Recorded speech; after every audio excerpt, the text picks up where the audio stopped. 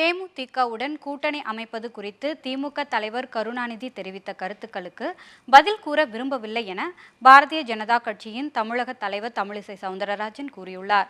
மேலும் திமுகவை கடுமையாக விமர்சித்து வரும் தேமுதிக அவர்களுடன் கூட்டணி அமைக்குமா என்ற சந்தேகம் எழுவதாகவும் அவர் கூறியுள்ளார். நான் திராவிட முன்னேற்ற கழக தலைவரின் கருத்துக்கு கருத்து சொல்ல விரும்பவில்லை. ஏனென்றால் அப்படியென்றால் அவர்கள் நேரடியாக பேச்சுவார்த்தை நடத்தி கொண்டிருக்கிறார்களா என்ற விவரங்களையும் தெளிவாக சொல்லவில்லை. மறைமுகமாக இதை நடந்து கொண்டிருப்பதால் இப்படி சொல்கிறாரா என்ற விவரமும் எனக்கு தெரியவில்லை. ஆனால் பாரதிய ஜனதா கட்சியின் மேலிட பொறுப்பாளர் நேரடியாகவே பத்திரிகையாளரிடம் சொன்னார், 2 முறை நாங்கள் பேசியிருக்கிறோம்.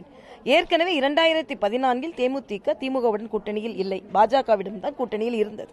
ஆக இவற்றையெல்லாம் மனதில் வைத்துக் கொண்டு, அதுவும் தேமுதிக தலைவர் விஜயகாந்த் அவர்களும் சகோதரி பிரேமலதா அவர்களும் ஓங்கி வலிமையாக சொல்லிக் கொண்டிருக்கிறார்கள், திமுக அதிமுகவிற்கு மாற்று சக்தியாகத்தான் உருவெடுக்கிறோம் என்று. அந்த அடிப்படையில் தான் எங்களோடும் சேர்ந்து அவர்கள் கூட்டணி வைத்தார்கள். கடைசி கூட்டம் வரை கூட அவர்கள் 2 கட்சிகளும் தான் தமிழக வளர்ச்சிக்கு கேடு விளைத்தது என்று சொல்லிக் கொண்டிருக்கிறார்கள். அப்படி இருக்கும் பொழுது திராவிட முன்னேற்ற கழகத்தோடு கூட்டணி வைப்பார்களா என்பது எல்லோரை போலவே எனக்கும் சந்தேகம் எழுகிறது, அவ்வளவுதான்.